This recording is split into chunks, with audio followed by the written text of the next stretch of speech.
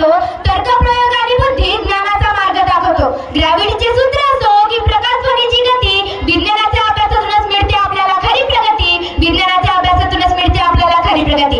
जय विज्ञान मित्रांनो, माझे पूर्ण नाव अविका दौलत बोरकर आहे. मी महात्मा गांधी विद्यालय चिचाळपारा येथे शिकणारी इयत्ता 10वीची विद्यार्थिनी आहे.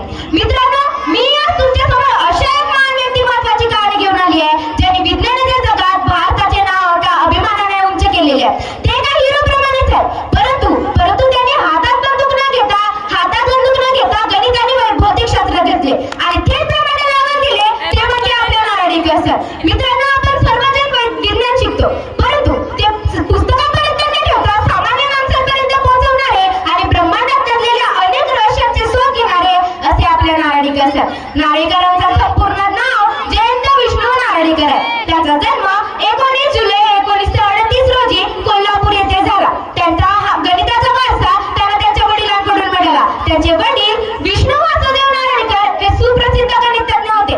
त्याचबरोबर त्याचा संस्कृत भाषेवरही खूप प्रभाव होता. त्यांना हा वारसा त्यांच्या आईकडून मिळाला. त्यांची आई सुमती विष्णू नारळीकर ह्या सुप्रसिद्ध संस्कृत विदुषी होत्या. त्यांचे शालेय शिक्षण ब्रिटन वाराणसी येथे झाले.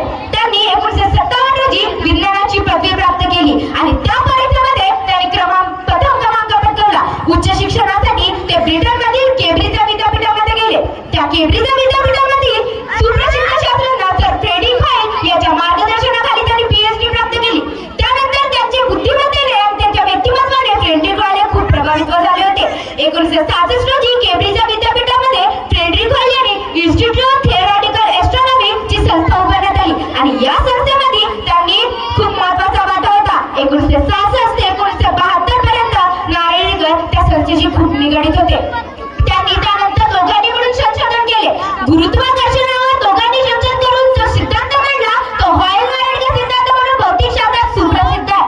त्यांचे संपूर्ण शिक्षण झाल्यानंतर 1966 मध्ये त्यांनी मंगला व सदाशिव राजवाडे यांच्याशी विवाह केला. त्यांना 3 मुली आहेत आणि त्या तिन्ही मुली वैज्ञानिक आहेत. त्यांनी एका त्याची मुलाखती 2018 मध्ये झाली असावी. त्यांनी त्यांच्या मुलाखतीमध्ये म्हणलं की आपण सुरुवात करायची त्या लहान मुलांपासून करायची, कारण मी तर अशा मोठ्या माणसांची सोडून दिली आहे. कारण की मोठ्या माणसाने जे ग्रहांबद्दलचे जे विचार आहेत, जे मनामध्ये रुजवून ठेवले आहेत, ते पिढ्यानपिढ्या चालणारे विचार आहेत, ते त्या ग्रहांच्या जगाच्या बाहेर पडले पाहिजे. तर त्यांनी संस्कृत समाजाचे उदाहरण देताना असं म्हटलं की कितीही विघ्ने कोसळली तरी शहाणे माणसे आपले नियत कर्तव्य सोडणार नाही, असं देखील त्यांनी उदाहरण दिला.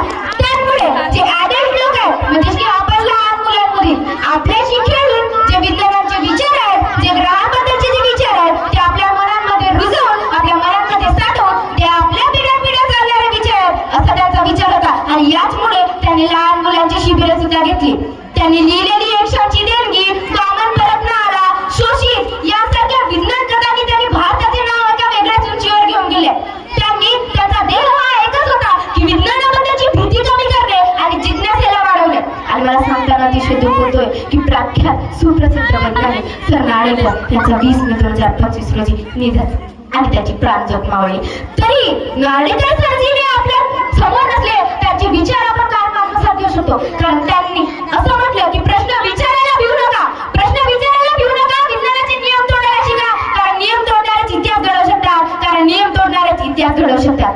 ते त्यांच्या जीवनातून आपण हे शिकूयात की त्यांनी जे विज्ञानाबद्दलची म्हणजे विज्ञान केवळ पाठांतर नाही तर एक वृत्ती आहे प्रश्न विचारण्याची. धन्यवाद.